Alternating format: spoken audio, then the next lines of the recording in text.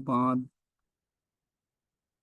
ओम अज्ञानतिमिरान्धस्य ज्ञानञ्जनशलाकया चक्षुरुन्मीलितं तस्मै श्रीगुरुवे नमः। श्रीचैतन्यमनोभीष्टं स्थापितं येन भूतले स्वयं रूपकदा मह्यं ददाति स्वपदान्तिकं। वन्देऽहं श्रीगुरुः श्रीयुतपदकमलं श्रीगुरून् वैष्णवाचं श्रीरूपं साग्रजातं सागणरघुनाथान्वितं तं सजीवं साद्वैतं सावधूतं परिजनसहितं कृष्णचैतन्यदेवं श्रीराधाकृष्णपादान् सागणललिता श्रीविशाखान्विताश्च नारायणं नमस्कृत्यं नरं चैव नरोत्तमं देवीं सरस्वतीं व्यासं ततो जयमुदीरये। सुनुमतां स्वकथा कृष्ण पुण्ये श्रवणकीर्तनं हृदयन्तस्तु ये भद्राणि विघ्नोति सुरसतां नष्टप्रायेषु भद्रेषु नित्यं भागवतसेव्या भगवती उत्तम श्लोके भक्तिर्भवति नैष्टिकी तदा रजस्तमो भावः काम लोभादेशे चेत एतेन रावृद्धं स्थित सत्ये प्रसिद्धति।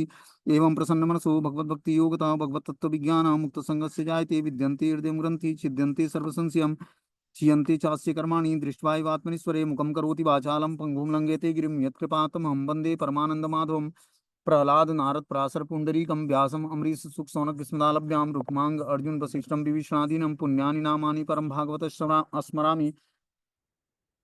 हे कृष्ण करुणा सिंधु दीनबंधु जगतपतये गोपेश गोपिका कांत राधा कांत नमस्तुते तप्त कांचन गौरांगे श्रीराधे वृंदावनेश्वरी वृषभानुसुते देवी प्रणमामि हरिप्रिये। कृष्णाय वासुदेवाय हरे परमात्मने प्रणतक्लेशनाशाय गोविंदाय नमो नमः। वासुदेवसुतं देवं कंसचारूणमर्दनं देवकी परमानन्दं कृष्णं वन्दे जगद्गुरुम्।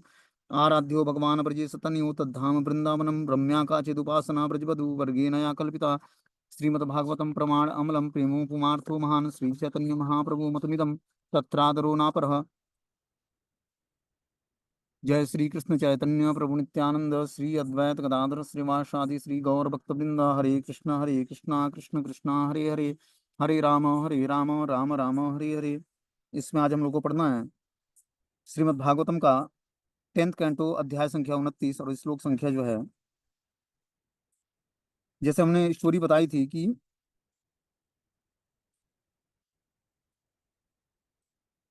जब भगवान अपनी बांसुरी बजाते हैं मतलब बंसी बजाते हैं तो सारी गोपियां भगवान की तरफ खींची चली जाती हैं अपने परिवार के जनों को का त्याग करके परित्याग करके। और वो अर्धरात्रि में भगवान यमुना किनारे अपनी बांसुरी बजाते हैं और सारी गोपियां भगवान से उस बांसुरी की ध्वनि सुनकर, बस वो ऐसी बांसुरी थी कि बस गोपियों को ही वो ध्वनि सुनाई देती और भगवान उस बांसुरी को बजाते और सारे गोपियां जो है उस बंसी की ध्वनि सुनकर और भगवान की तरफ खींची चली जाती।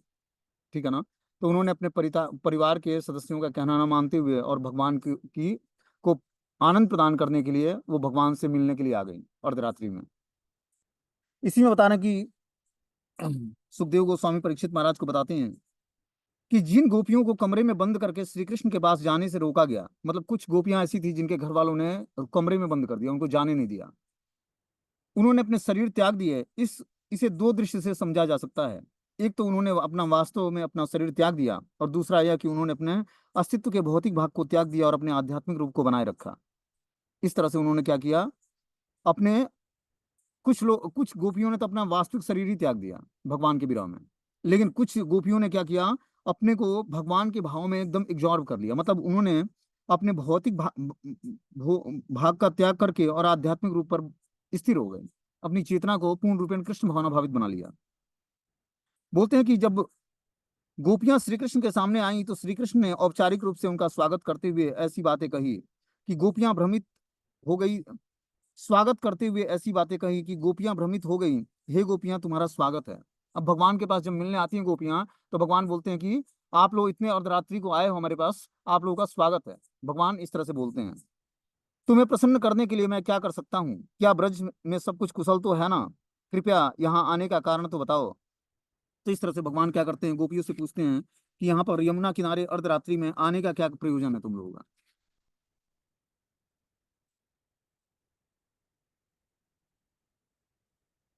जबकि भगवान ने ही अपनी बंसी बजाकर और सारे गोपियों को बुलाया था।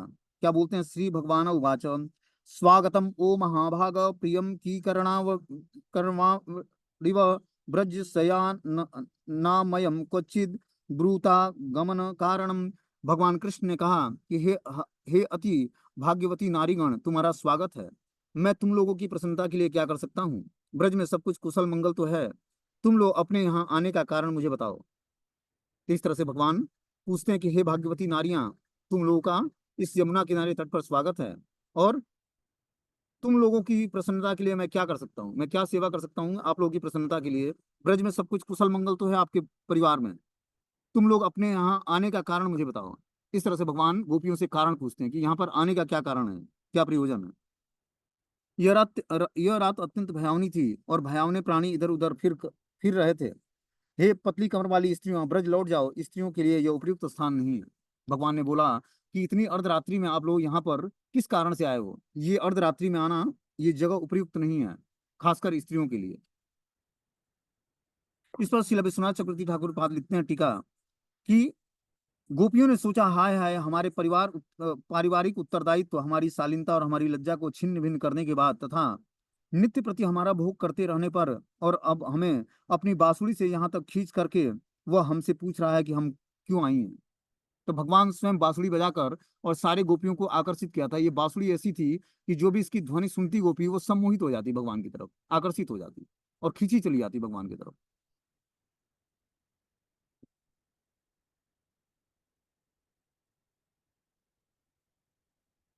आगे बोलते हैं कि जब गोपियां एक दूसरे को तिरछी नजर से देख रही थी तो भगवान ने कहा कि यदि तुम यह कहना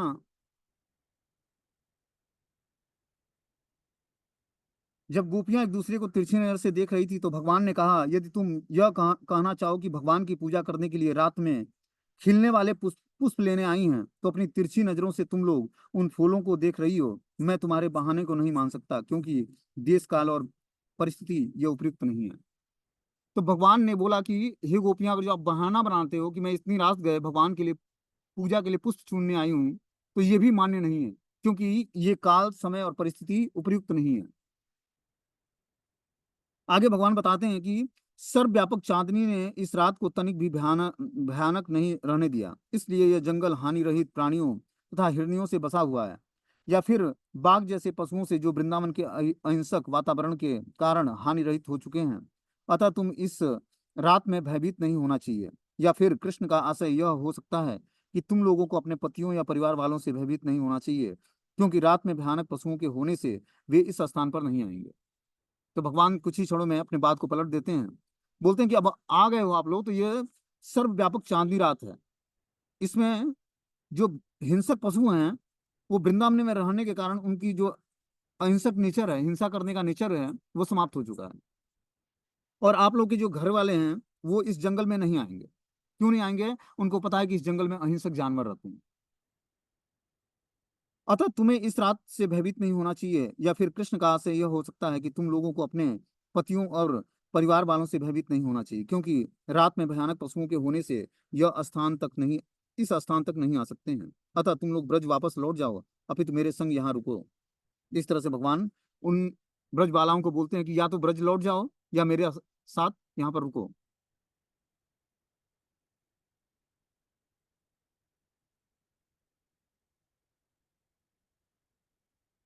बोलते हैं गोपिया कृष्ण से पूछ सकती हैं कि तो फिर तुम कैसे रुके हुए हो। भगवान उत्तर देते हैं, स्त्रियों के साथ।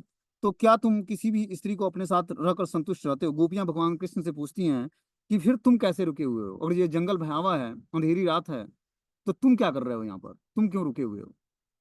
गोपियां भगवान की मित्र थी, तो वो उस तरह से बातें कर सकती थी। भगवान उत्तर देते हैं कि स्त्रियों के साथ मैं रुका हूँ। तो क्या तुम किसी भी स्त्री को अपने साथ रखकर संतुष्ट रहते हो? भगवान इसका उत्तर सुमध्यमा शब्द से देते हैं, जिसका अर्थ है कि वह केवल ऐसी स्त्रियां जो तरुणी और सुंदर हैं, जिनकी कटी पतली है, अर्थात जैसी तुम हो, मेरे साथ रुक सकती हो, अन्य नहीं। इस तरह हम देखते हैं कि कृष्ण के वचन भावपूर्ण होने के साथ साथ उनकी उपेक्षापूर्ण भावनाओं से युक्त है।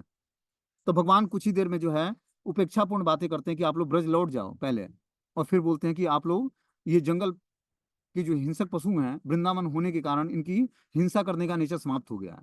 आप लोग चाहो तो मेरे साथ रुक सकते हो अर्धरात्रि में।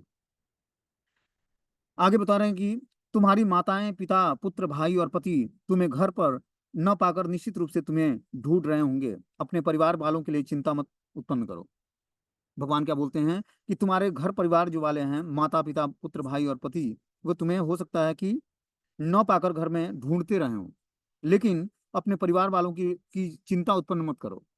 इस तरह से भगवान बोलते हैं कि आप लोगों को चिंता उत्पन्न करने की आवश्यकता नहीं है। बोलते हैं अब तुम लोगों ने फूलों से भरे तथा पूर्ण चंद्रमा की चांदनी से सुशोभित इस वृंदावन जंगल को देख लिया है। तुम लोगों ने यमुना आने वाली मंद मंद वायु से हिलते पत्तों और वृक्षों का सौंदर्य देख लिया है, अतः अब अपने गांव वापस चली जाओ, देर मत करो। हे सती स्त्रियां, जाकर अपने पति की सेवा करो और क्रंदन करते बच्चों तथा बछड़ों को दूध पिलाओ। तो इस तरह से भगवान उनको बोलते हैं कि तुम लोगों ने फूलों से भरे तथा पूर्ण चंद्रमा वाली चांदनी में सुशोभित इस वृंदावन जंगल को देख लिया है। अब तुम लोगों को क्या करना है? तुम लोगों ने यमुना से आने वाली मंद मंद वायु से हिलते पत्तों और वृक्षों का सौंदर्य भी देख लिया है। अब क्या करो? अब तो गांव अपने लौट जाओ, अपने ब्रज लौट जाओ, देर मत करो। हे सती स्त्रियां, जाकर अपने पति की सेवा करो और क्रंदन करते बच्चों को तथा बछड़ों को दूध पिलाओ। तो इस पर विश्वनाथ चक्रवर्ती पाठ टीका लिखते हैं कि भगवान कृष्ण कहते हैं कि अब देर तक प्रतीक्षा मत करो, अभी तुरंत चली जाओ।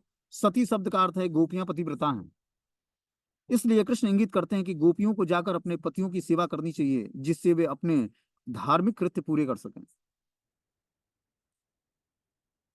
गोपियों को भी पूज्य मानना चाहिए क्योंकि वे सती थीं। कृष्ण यह सब उन गोपियों से कह रहे हैं जो विवाहिता थीं। अब वे अविवाहिताओं से कहते हैं कि बछड़े रम्हा रहे होंगे, अतः जाकर देखो और उन्हें दूध पिलाओ। तो इस तरह से भगवान जो विवाहित गोपियां थी उनको आदेश क्या देते हैं कि आप लोग जाकर अपने पतियों की सेवा करो, और जो अविवाहित गोपियां थी उनको बोलते हैं कि जाकर आपके घर में बछड़े रंभा रहे होंगे, उनको जाकर दूध पिलाओ। मुनिचारी गोपियों से कहते हैं कि तुम लोगों के बच्चे रो रहे होंगे, अतः जाकर तुम लोग उनको दूध पिलाओ। इस तरह भगवान सारे गोपियों को एक एक करके जो है आदेश देते हैं। इस पर आगे श्री विश्वनाथ चक्रवर्ती पाद लिखते हैं कि इन दोनों श्लोकों का गूढ़ार्थ भी इस प्रकार है। श्लोक 21 में कृष्ण ने कहा होगा, यह वृंदावन सर्वोत्कृष्ट स्थान है और आज पूर्णिमा की रात है। यही नहीं, हमारे चारों ओर यमुना नदी है, शीतल मंद और सुगंध हवा बह रही है। ये सब दिव्य ऐश्वर्य है जिसमें प्रेमालाप मुखरित होता है, और चूंकि सर्वोपरि आनंद ऐश्वर्य प्रेम रूपी रूप में यहाँ पहले से हूँ, तो आओ देखो कि तुम लोग रसास्वादन में कितने पटु हो। तो इस तरह से भगवान जो है विश्वनाथ चक्रवर्ती पाद लिखते हैं कि जो 21वां श्लोक है इसमें भगवान ये बताना चाहते हैं कि यह वृंदावन बहुत ही सर्वोत्कृष्ट स्थान है। किस कारण के लिए? भगवान का प्रेम प्राप्त करने के लिए। अब वो भी पूर्णिमा की रात्रि हो तो और फेवरेबल कंडीशन हो जाता है। यमुना के किनारे ये सब दिव्य ऐश्वर्य है जिसमें प्रेमालाप मुखरित होता है। बोलते हैं चूंकि सर्वोत्परि आनंद ऐश्वर्य प्रेम रूप में यहाँ पहले से है, तो आओ देखो तुम लोग रसास्वादन में कितने पटु हो। भगवान ने बोला कि ये वृंदावन धाम है और यहाँ पर जो है यमुना का किनारा अर्धरात्रि पूर्णिमा की, तो इस समय जो है प्रेम का रसास्वादन में तुम लोग कितने पटु हो, आकर यहाँ पर देखो। इसी तरह आगे के श्लोक में बताते हैं, अतः दीर्घ काल तक इस पूरी रात भर तुम यहाँ से मत जाओ, अपितु यहीं रहो और मेरे साथ भोग विलास करो। अपने पतियों एवं अपनी सीधी सादी सासुओं आदि की सेवा के लिए मत जाओ। तुम लोगों के लिए ऐसा सौंदर्य और यौवन गंवाना उपयुक्त नहीं होगा, क्योंकि ये तो सृष्टा के उपहार हैं। भगवान ने बोला ये जो मुझे प्राप्त किए हो तुम लोग, वो क्या है? ये बहुत ही भोग विलास के लिए बहुत ही सर्वोत्कृष्ट चीजें हैं। ये बहुत ही सौभाग्य की बात है कि तुम लोग मुझे प्राप्त किए हो। बोलते हैं कि अपने पतियों और अपनी सीधी सादी सासुओं आदि की सेवा के लिए मत जाओ। तुम लोगों के लिए ऐसा सौंदर्य और यौवन गंवाना उपयुक्त नहीं है। तो भगवान ऐसे गोपियों को बोलते हैं ना तो तुम लोग अब गाय दूहना दूहना है, न ही बछड़ों और बच्चों को दूध पिलाना है। मेरे लिए आनंददायक आकर्षण से ओतपोत तुम सबों को इन कार्यों में क्या प्रयोजन है? तो तुम लोगों को अब किसी घरेलू कार्य से कोई प्रयोजन नहीं है। आज जो है पूर्णिमा की रात्रि है, चांदनी है, और क्या है, यमुना का किनारा है, मंद वायु बह रही है, तो बहुत ही सुहावना मौसम है। इस तरह भगवान ने उस सुहावने मौसम का आनंद लेना चाहा गोपियों के साथ। बोलते हैं अथवा तुम लोग कदाचित मेरे प्रति अगाध प्रेम के कारण यहाँ आई हो, क्योंकि इस प्रेम ने तुम्हारे हृदय को जीत लिया है। यह सचमुच ही सराहनीय है, क्योंकि सारे जीव मुझमें सहज भाव से स्नेह करते हैं। क्या बोलते हैं भगवान? अतः तुम लोगों ने कदाचित मेरे प्रति अगाध प्रेम के कारण यहाँ आई हो। भगवान से अगाध प्रेम था गोपियों का, इसलिए उन्होंने अपने परिवार का संग छोड़कर और भगवान से मिलने अर्धरात्रि में पूर्णिमा की रात्रि को यमुना के किनारे ब्रज से आ गई।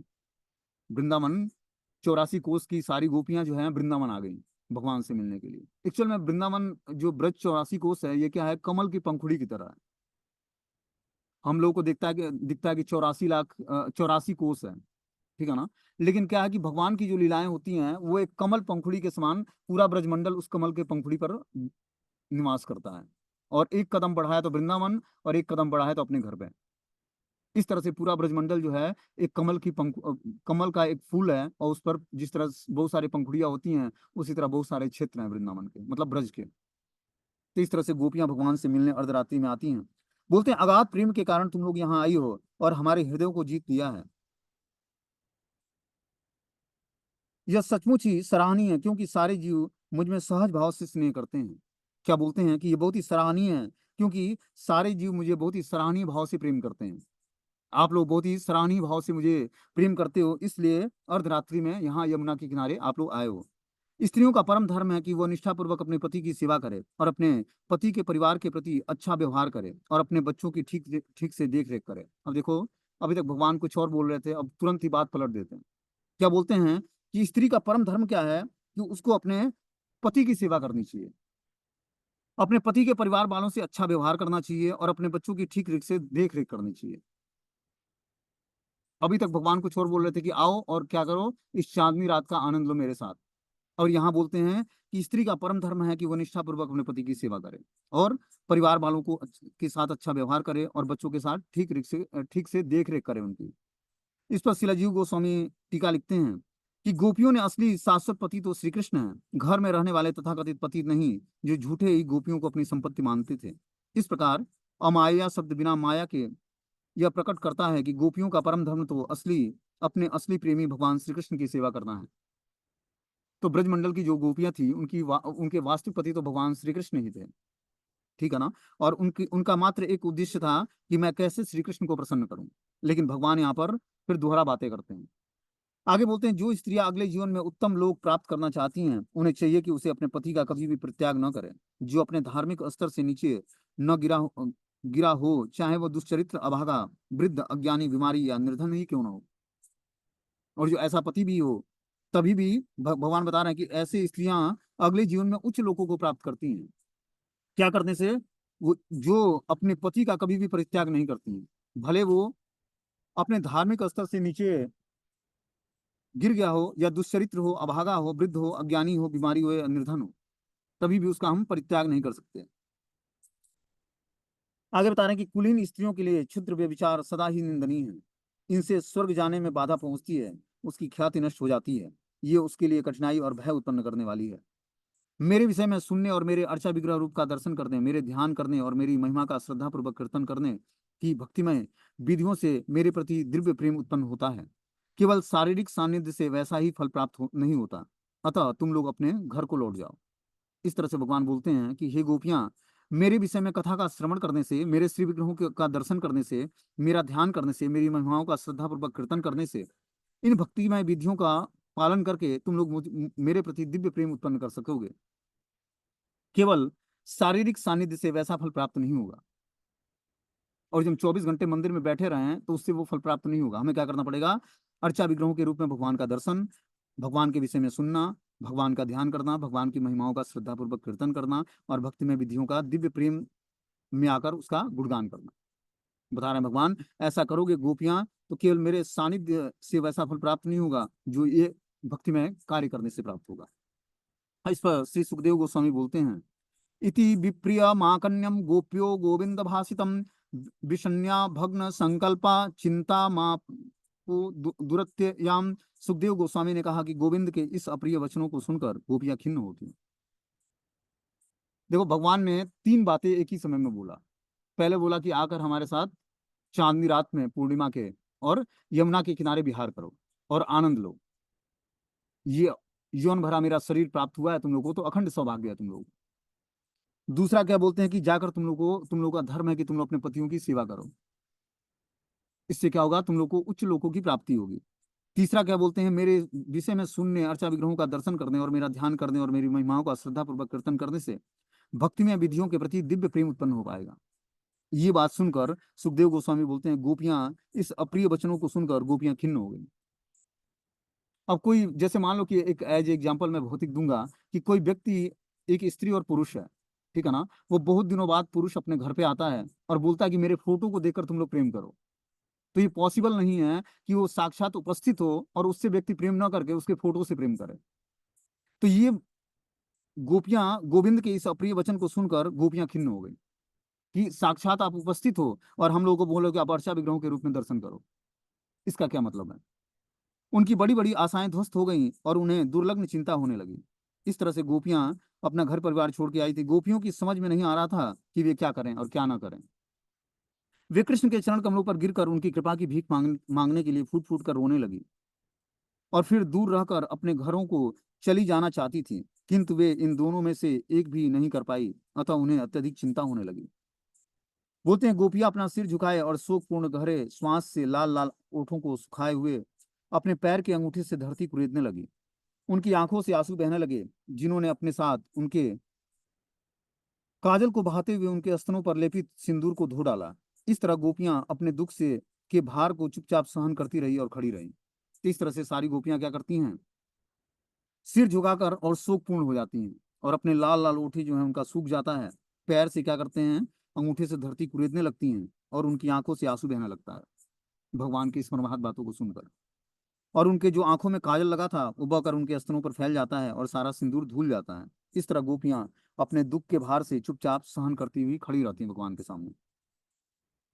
यद्यप कृष्ण उनके प्रेमी थे और उन्हीं के लिए उन सबों ने अपनी सारी इच्छाएं त्याग दी थी, किंतु वे ही उनके प्रतिकूल होकर बोल रहे थे, तो भी वे उनके प्रति उसी तरह अनुरक्त बनी रही। अतः रोना बंद करके उन्होंने अपनी आंखें पोंछी और क्षोभ से युक्त अवरुद्ध वाणी में वे उनसे कहने लगी।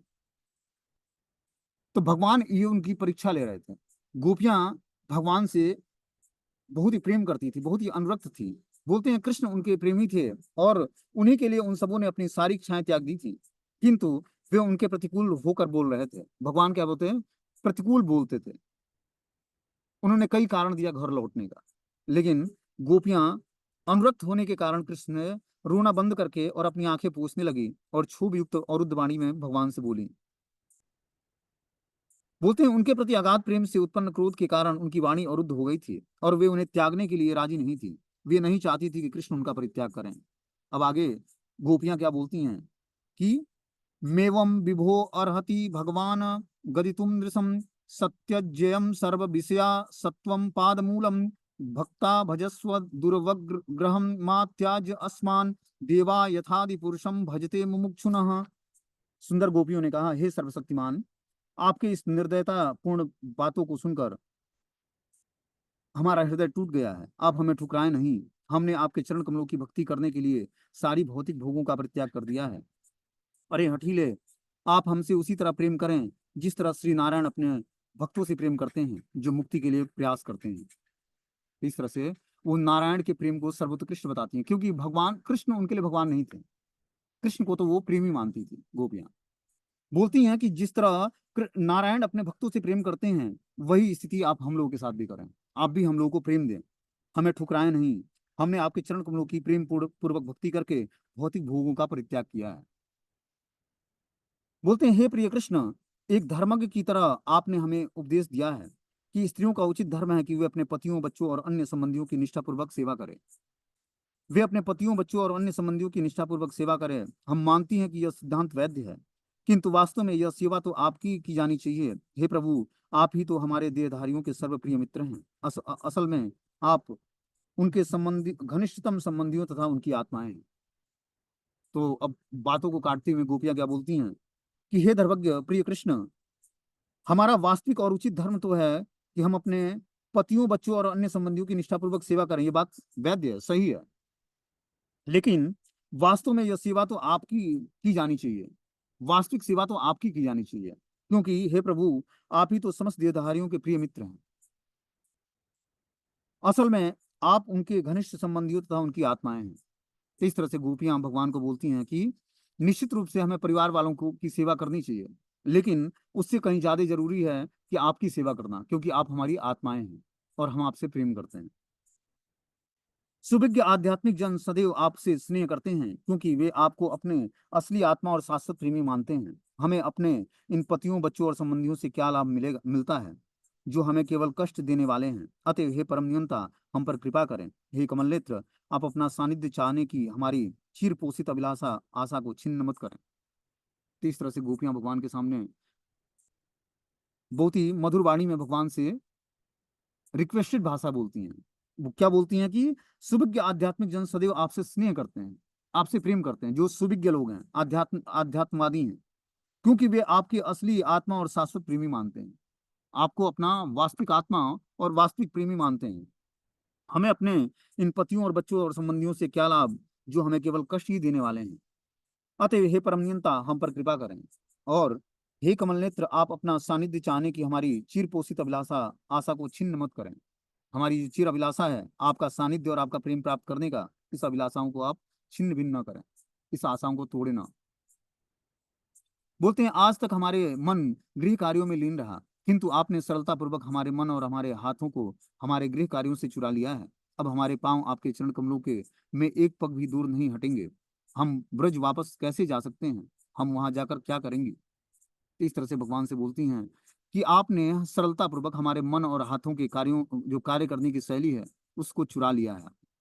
अब हमारे पांव आपके चरण कमलों का एक पग भी दूर नहीं हटना चाहता है, आपके चरण कमलों का आश्रय लेना चाहता है। हम ब्रज वापस कैसे जा सकते हैं? हम वहां जाकर करेंगे भी क्या? इस तरह से सारी गोपियां भगवान से निवेदन करती हैं कि हमें नहीं जाना है, अब आप हमें अपना सानिध्य प्रदान करें। बोलते हैं, श्री कृष्ण ने अपनी बांसुरी बजाई तो उनके छिद्रों से निकलती हुई मादक संगीत ने युवती गोपियों के मनों को चुरा लिया। अब वे कृष्ण के पास अपनी चोरी की गई संपत्ति को वापस लेने आई थी, किंतु उन्हें अपने मन तभी मिल सकते थे जब कृष्ण ने उन्हें अपनाकर उनके साथ युगल क्रीड़ा करे। देखो, कृष्ण इतना आसानी से किसी भक्त को अपनाते नहीं। देखो, ये गोपियों का कितना परीक्षा ले रहा है भगवान, कि वास्तव में ये हमसे प्रेम करती हैं या नहीं। भगवान ने कई कारण बता दिया। इस तरह से हमारे जीवन में बहुत सारे प्रलोभन आ जाएंगे जब आप शुद्ध भक्ति भगवान का या प्रेम पूर्वक भक्ति करने का प्रयास करोगे। ये गोपियों के अध्याय से हमें लेसन मिलता है कि जब हम भगवान की शुद्ध भक्ति करना चाहेंगे तो बहुत सारी बाधाएं आएंगी, उसमें बहुत सारे प्रलोभन आएंगे। इसीलिए हमें ज्ञान में स्थिर रहना और किसी प्रमाणिक व्यक्ति के अंडर गाइडेंस में भक्ति करने का प्रयास करना है, क्योंकि इस रास्ते पर बहुत ही कठोर एग्जाम। अब देखो, उन्होंने अपना परिवार त्याग दिया। अर्धरात्रि में कोई स्त्री यमुना के किनारे ब्रजधाम से और वृंदावन आ जाती है और भगवान से मिलने के लिए, और भगवान थोड़ा भी ध्यान नहीं देते और अपनी बातों से मर्माहत कर देते, उनका हृदय टूट जाता है और बोलते हैं कि यहाँ पर आने का क्या प्रयोजन है। जबकि खुद बोलते हैं, श्री कृष्ण ने अपनी बांसुरी बजाई, उनके छिद्रों से निकलते हुए मादक संगीत ने युवती गोपियों के मनों को चुरा लिया था। अब वे कृष्ण के पास अपनी चोरी की गई संपत्ति को वापस लेना आई थी, किंतु उन्हें अपने मन तभी मिल सकते थे जब श्री कृष्ण उन्हें अपनाकर उनके साथ युगल क्रीड़ा करें। श्री कृष्ण ने शायद उत्तर दिया, किंतु हे गोपियों, अभी तो तुम लोग घर जाओ, मुझे एक दो दिन तक स्थिति पर विचार करने दो, तब मैं तुम्हें तुम्हारे मन लौटा दूंगा। इस संभ्रांत तर्क के उत्तर में गोपियों कहती हैं कि हमारे पांव एक पग भी चलने से इनकार कर रहे हैं, अतः हमें हमारे मन वापस कर दीजिए और हमें स्वीकार कीजिए, तभी हम जाएंगे।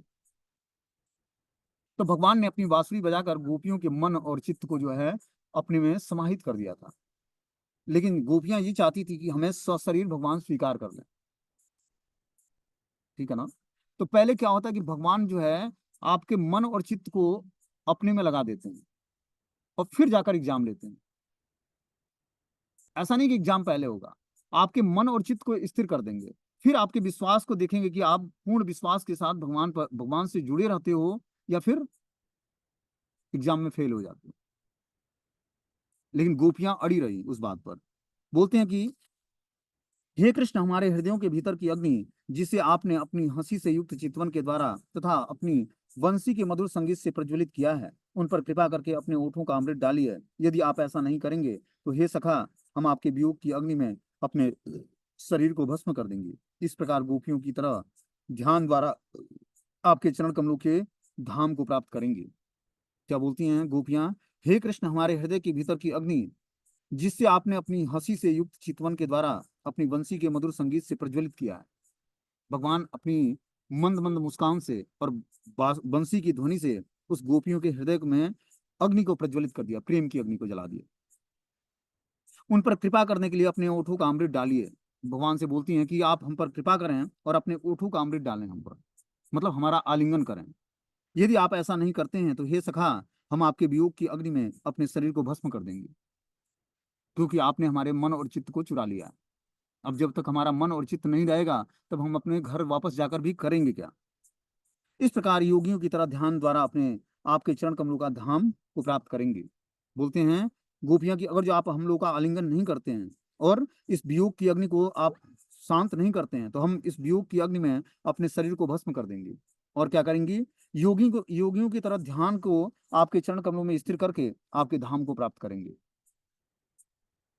हे कमल नेत्र, जब भी लक्ष्मी जी आपके चरण कमलों के तलुओं का स्पर्श करती हैं तो वे इसे उल्लास का अवसर मानती हैं। आप वनवासियों को अत्यंत प्रिय हैं, अतएव हम भी आपके उन चरण कमलों का स्पर्श करेंगे। उसके बाद हम किसी भी व्यक्ति के समक्ष खड़ी तक नहीं होंगी, क्योंकि तब हम आपके द्वारा पूरी तरह तुष्ट हो चुकी होंगी।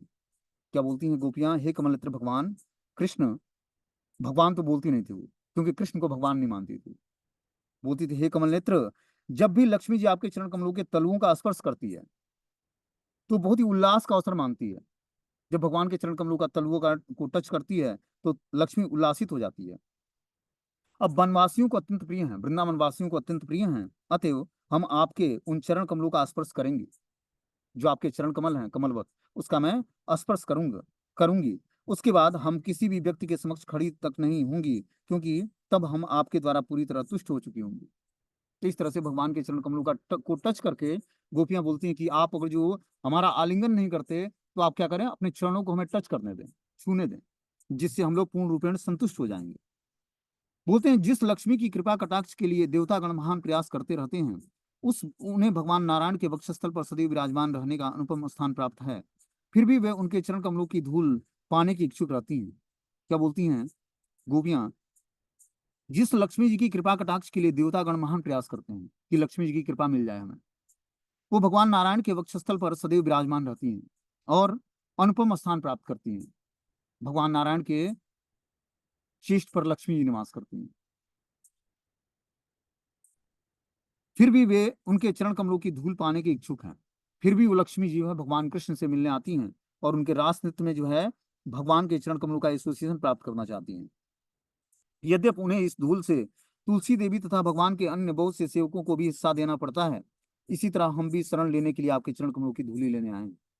तो भगवान अपने चरण कमलों में माता तुलसी देवी को और भगवान के अन्य समस्त सेवकों को हिस्सा देते हैं। वही बोल रही हैं कि हे गोपियां बोलती हैं, हे कृष्ण, हम भी आपकी शरण लेने के लिए और आपके चरण कमलों की धूली लेने के लिए आए हैं। बोलते हैं कि यहाँ पर गोपियां इंगित करती हैं कि भगवान के चरण कमलों की धूली इतनी जीवनदायिनी और प्रेमपूर्ण है कि लक्ष्मी जी भगवान के वक्षस्थल पर प्राप्त अपने अनुपम स्थान को त्याग कर उनके चरण कमलों में स्थान प्राप्त करने के लिए अन्य अनेक भक्तों के साथ सम्मिलित हो जाती हैं। तो लक्ष्मी जी स्वयं नारायण के वक्षस्थल पर श्रीवत्स के रूप में रहती हैं, श्रीवत्स चिन्ह के रूप में।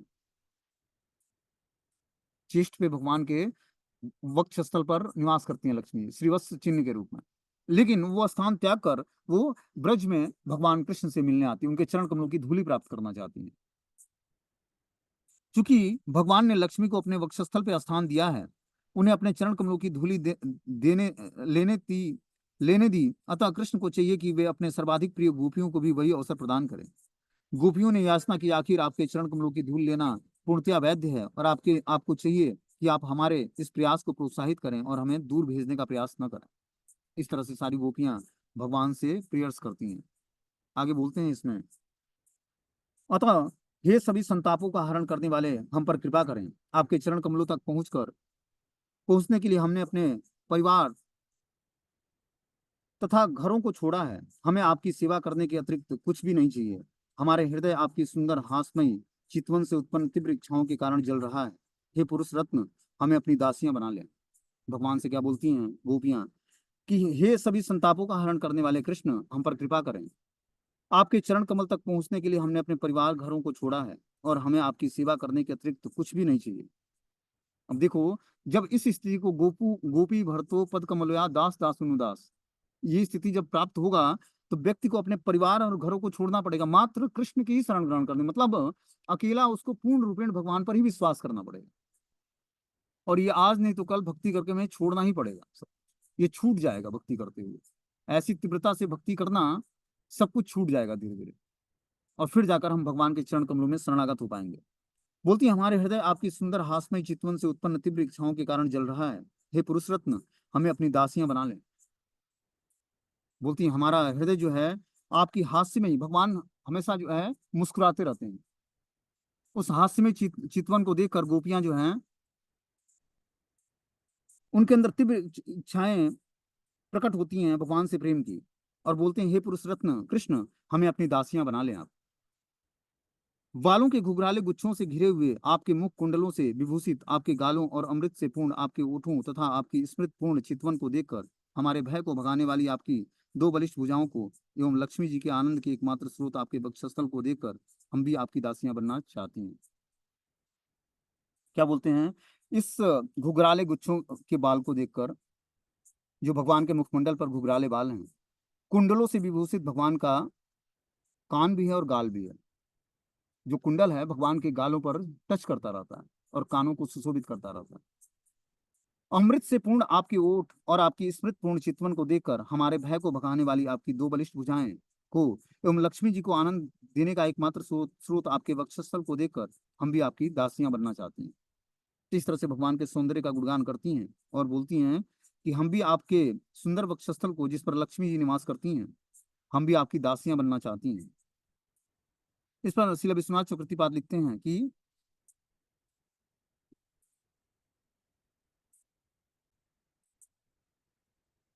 बोलते हैं, श्रील विश्वनाथ चक्रवर्ती ठाकुर ने कृष्ण के साथ गोपियों के व्यवहार की कल्पना निम्नानुसार की है। कृष्ण कहते हैं कि तुम मेरी दासियां बनना चाहती हो, अतः मुझे तुम लोगों को खरीदने के लिए कुछ मूल्य चुकाना होगा। अब भगवान क्या बोलते हैं कि अगर जो तुम लोग मेरी दासियां बनना चाहती हो तो तुम्हें कुछ मूल्य चुकाना होगा। क्या मूल्य चुकाना होगा? या कि तुम मुफ्त में ही अपने को सौंपना चाहती हो। भगवान ने बोला, अगर जो तुम लोग कुछ दासियां बनना चाहती हो मेरी, तो क्या कुछ मूल्य चुकाना होगा, या मुफ्त में हमारी शरण ग्रहण ग्रहण करना चाहती हो, या मुफ्त में मुझे सौंपना चाहती हो अपने को? गोपियां उत्तर देती हैं कि आप हमारी युवावस्था के प्रारंभ से ही हमें लाखों गुना मूल्य चुका कर खरीदते रहते हैं। वह मूल्य है आपकी मणि तुल्य हाथ से भरी चितवन को, जो महान निधि है, जिसको न तो हमने अन्यत्र देखा है न सुना है। बोलती हैं, गोपियां उत्तर देती हैं कि आप हमारे युवा अवस्था के प्रारंभ से ही हमें लाखों गुना मूल्य देकर, मूल्य चुकाकर खरीदते रहे हैं। मतलब भगवान का प्रेम ही गोपियों के लिए मूल्य था। उन्होंने अपना परिवार, समाज, शरीर, सब कुछ भगवान को, मन वाणी वचन कर्म से भगवान को समर्पित हो गए, सौ शरीर। बोलती हैं, वह मूल्य है आपकी मणि तुल्य हाथ से भरी चितवन, जो महान निधि है, जिसको न तो हमने अन्यत्र देखा और न सुना है। जब आप अपने सिर पर सुनहले साफा बांध लेते हैं तो आपकी दासियां आपके साफे को थोड़ा थोड़ा खींचकर सही करती हैं। जब आप उसे बरझने का प्रयास करते हैं, उस पर उंगली भी उठाते हैं, तो वह आपके साफे के नीचे अपना हाथ रखकर आपके मुख को निहारने का अवसर प्राप्त करती हैं। इस तरह हम दासियां आपके प्राचुर्य माधुरी का अपने नेत्रों से आस्वादन करेंगे। कृष्ण कहते हैं कि तुम्हारे पति का को हमारा यह व्यवहार सहन नहीं हो सकता है। वे कंस से जाकर जोरदार शिकायत करेगा, और इस तरह तुम्हारे तथा मेरे दोनों के लिए भयावह स्थिति उत्पन्न हो जाएगी। गोपियां क्या बोलती हैं, ये जो तुम लोगों ने इच्छाएं व्यक्त की हो, इस इच्छाओं को अगर जो मैं पूरा भी करता हूँ, हे दासियां, और जो मैं प्रचुर माधुरी का आस्वादन देता हूँ तुम लोगों को, तो क्या करेगा, तुम लोगों के पति इस व्यवहार को सहन नहीं कर पाएंगे। वो जाकर कंस से हमारी शिकायत करेंगे, और उस समय दोनों के लिए, आपके लिए भी और हमारे लिए भी, बहुत ही भयावह स्थिति उत्पन्न हो जाएगी। गोपियां कहती हैं, कृष्ण, किंतु हे कृष्ण, आपकी दो बलिष्ठ भुजाएं हमें उसी तरह निर्भय बनाती हैं जिस तरह उन्होंने महेंद्र के गर्भ से हमारी रक्षा करने के लिए आपने आपके द्वारा गोवर्धन पर्वत धारण करते समय बनाया था। वे भुजाएं अवश्य ही हिंसक पशु कंस का वध कर देंगी। बोलते हैं, महेंद्र को, मतलब इंद्र के घमंड को चूर करने के लिए जिस तरह आपने गोवर्धन धारण किया था और सारे ब्रजवासियों को आनंद प्रदान किया था, इसी तरह आपकी जो बलिष्ठ भुजाएं हैं, ये हिंसक पशु कंस का अवश्य वध करेंगी। किंतु धर्मात्मा होने के कारण मैं अन्यों के पतियों को अपनी दासियां नहीं बना सकता हूँ। भगवान बोलते हैं कि मैं तो धर्मात्मा व्यक्ति हूँ, मैं अन्य की पत्नियों को अपनी दासियां नहीं बना सकता। हे धर्मात्माओं के मुकुट मणि, भले ही आप गोपों की पत्नियों को अपने दासियां बनाने से इनकार करें, किंतु आपने बलपूर्वक नारायण की पत्नी लक्ष्मी को वैकुंठ से ग्रहण कर लिया है। आप उसे अपने वक्षस्थल पर बिठाए रहते हैं। उनके लज्जा के मारे आपके वक्षस्थल पर एक सोने की रेखा का स्वरूप धारण कर रखा है, और वहीं वो आनंद प्राप्त करती हैं। तो भगवान कृष्ण के जो लक्ष्मी जी हैं, वो भगवान कृष्ण के चेस्ट पर, मतलब सीने पर, बीच में वक्षस्थल पर एक सोने की रेखा के रूप में स्वरूप धारण करके रहती हैं, और भगवान के चरण कमलों की धूलि प्राप्त करने के लिए वो भी प्रयास करती हैं। यही नहीं, आप 14 लोकों तथा उनके ऊपर के लोकों में, इस ब्रह्मांड के परे वैकुंठ लोक में भी किसी भी सुंदर स्त्री का परित्याग नहीं करते हैं, चाहे वह जो भी हो, जिसकी हो, हमें यह भली बात ज्ञात है। गोपियां बोलती हैं कि कोई भी अगर जो सुंदर स्त्री है तो आपका उसका उसको आप परित्याग नहीं करते हैं, यही आपकी महानता है। इसलिए हमें भली बात ये ज्ञात है कि आप हमारा भी परित्याग नहीं करेंगे। बोलते हैं, हे कृष्ण, तीनों लोकों में ऐसी कौन सी स्त्री होगी जो आपके बंसी से निकली ध्वनि तान से मोहित होकर अपने धार्मिक आचरण से विचलित न हो जाए। आपका सौंदर्य तीनों लोकों को मंगलमय बनाता है। दरअसल गौवे, पक्षी, वृक्ष और हिरण तक भी आपके सुंदर रूप को देखकर रोमांचित हो उठते हैं। बोलते हैं कि हे कृष्ण, तीनों लोकों में ऐसी कौन सी स्त्री होगी जो आपके बंसी से निकली मधुर तान को सुनकर धार्मिक आचरण से विचलित ना हो जाए और मोहित ना हो जाए। भगवान की जो बांसुरी है वो सम्मोहित कर लेती है भक्तों को। भगवान से जब प्रेम प्रकट होता है तो बांसुरी की ध्वनि सबको सुनाई देगी। जो माधुरी प्रेमी होगा भगवान का, जो माधुरी भाव में भगवान से प्रेम करेगा, तो वो बांसुरी की ध्वनि, देखो भगवान के पास 3 बंसियां थी। एक बंसियों को बजाते तो गोपियां आकर्षित होकर भगवान के पास चली आती, मतलब कृष्ण के पास मिलने चली आती है माधुरी प्रेम के कारण।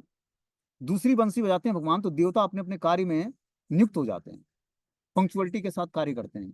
और तीसरी तीसरी जो बांसुरी है भगवान की बंसी है, उसका कार्य क्या है कि सारे गोप ग्वाल और गौ में आकर्षित होकर भगवान की तरफ खींचे चले आते हैं और भगवान फिर गौचारण लीलाओं को जाते हैं।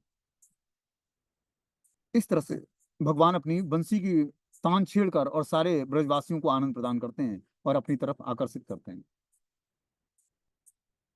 बोलते हैं कि स्पष्ट है कि आपने ब्रजवासियों के भय तथा कष्ट को हरने के लिए इस जगत में उसी तरह जन्म लिया है जिस तरह आदि भगवान देव लोक को की रक्षा करते हैं। अतः हे दुखियारों के मित्र, अपना कर कमल अपने दासियों के सिरों पर और तप्त स्तनों पर रखिए। इस तरह से गोपियां भगवान से बोलती हैं कि आप अपने कर कमल हमारे सर पर और अपने इस दासियों के स्तनों पर रखिए। इस पर श्री सुखदेव गोस्वामी बोलते हैं कि इति विक्लवितं तासां श्रुत्वा योगेश्वरेश्वरः प्रहस्यं सदयं गोपी आत्मा रामो अप्य रीरमत। सुखदेव गोस्वामी ने कहा कि गोपियों के व्याकुल शब्दों को सुनकर हंसते हुए समस्त योग्योच्चारों के भी ईश्वर भगवान कृष्ण ने उन सबों के साथ कृपा करके आनंद मनाया। और यद्यपि वे आत्मतुष्ट, भगवान आत्मा राम है, आत्मतुष्ट हैं, लेकिन उसके बाद भी गोपियों के साथ उन्होंने क्या किया, योगेश्वरों के ईश्वर भगवान श्री कृष्ण उनके साथ आनंद मनाते हैं। उस गोपियों की व्याकुलता के शब्द को सुनकर भगवान हंसते हैं और क्या करते हैं, फिर तैयार हो जाते हैं गोपियों के साथ आनंद बनाने के लिए। एकत्र गोपियों के बीच में अच्युत भगवान कृष्ण वैसे ही लग रहे थे जैसे तारों से घिरा हुआ चंद्रमा लगता है। तो अच्युत भगवान ऐसे ही लगते जैसे तारों के बीच में एक चंद्रमा होता है। गोपियां तारों से तुलना की गई है यहाँ पर। सुखदेव गोस्वामी बोलते हैं कि जो गोपियां तारों की तरह थी और कृष्ण का स्वरूप चंद्रमा की तरह था। इतने उदार कार्यकलापों वाले कृष्ण ने अपनी स्नेहमयी चितवनों से उनके मुखों को प्रफुल्लित कर दिया और उनकी खिली हुई हंसी से चमेली की कली जैसे दांतों का तेज प्रकट हो रहा था। भगवान मंद मंद मुस्कान रहे थे और बहुत ही स्नेहमयी चितवन से और मुखों को प्रफुल्लित करके खिली हुई चमेली की कली जैसे दांतों से तेज प्रकट कर रहे थे भगवान, और गोपियों को आकर्षित कर रहे थे। बोलते हैं जब गोपियां उनका महिमा गान करने लगी तो सैकड़ों स्त्रियों के नायक ने प्रत्युत्तर में जोर जोर से गाना शुरू कर दिया। वे अपनी वैजंती माला धारण किए हुए उनके बीच घूम घूम कर वृंदावन के जंगलों की शोभा बढ़ा रहे थे। तो जैसे ही गोपियां भगवान की महिमा का सुंदर गान करने लगती हैं, वैसे ही वो स्त्रियों के नायक भगवान श्री कृष्ण जोर जोर से गाना शुरू कर देते हैं। और इस तरह से सारी गोपियां देखती हैं कि भगवान अपनी वैजंती माला धारण किए उनके बीच में घूम रहे हैं और पूरे वृंदावन के जंगलों को सुशोभित कर रहे हैं भगवान अपने तेज से।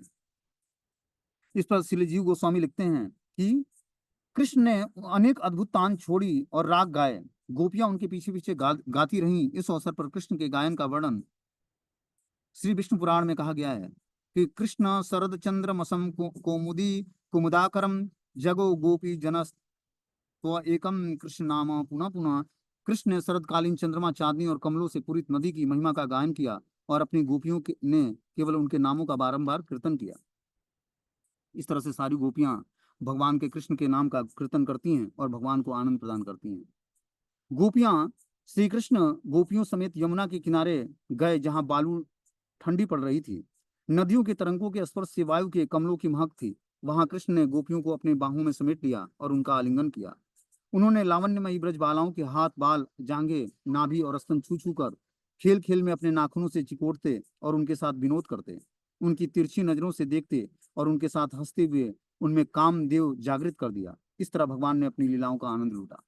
भगवान ने क्या किया, गोपियों के मनों में ऐसी एक्टिविटी प्रस्तुत की कि उनके मनों में काम वासनाएं उत्पन्न हो गई और भगवान ने उन सबों के साथ आनंद लिया।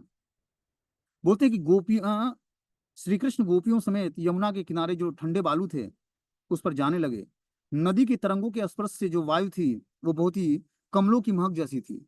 और इस तरह सारी गोपियां अपने बाहों में समेट लिया और उनका आलिंगन किया। भगवान कृष्ण ने सारी गोपियों का आलिंगन किया और उनको, उनके जांघों को, हाथों को, बालों को, नाभियों को और स्तनों को छू छू कर भगवान ने खेल खेल में अपने नाखूनों से चिकोटा और विनोद किया और तिरछी नजरें डाली उन पर और उनके हृदय में काम वासनाएं जागृत की।